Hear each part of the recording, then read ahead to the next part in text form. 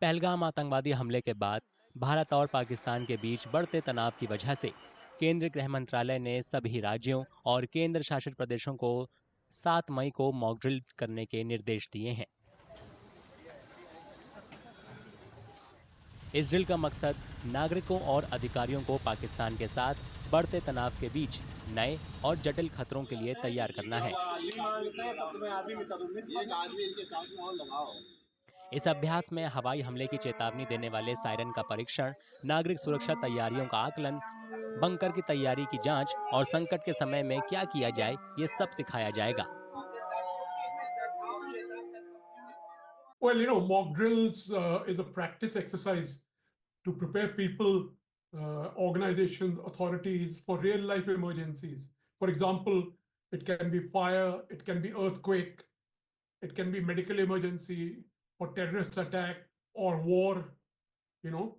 So through mock drills, an organization, it sees how it can be effective in an emergency, and what are its weaknesses, if there are any weaknesses. So all the state will conduct this, the civil defense organization. So we are not, in India, we are not used to it. So we need some form of communication. How will people communicate? देश के 244 जिलों में होने वाली ये mock drill 1971 के युद्ध के बाद पहली बार होगी।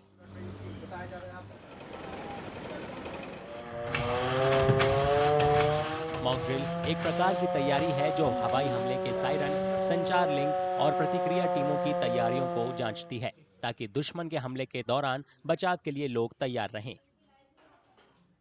Well, what I'm told is that all 244 districts in the country are scheduled to undertake this exercise. So one of the things will be the air raid warning system, you know, and also radio communication. Radio is one means in which through a warning can be, and there is a siren. There will be an air raid siren which says, well, air raid is imminent, take shelter. You know, let's say get away from the balcony, hide in bunkers, uh, and that kind of stuff. So the exercise will see how effective the civil defense services are, because they have not, as I said, they have not had much practice. जानकारों का मानना है कि इस mock drill से कई उद्देश्यों की पूर्ति होगी।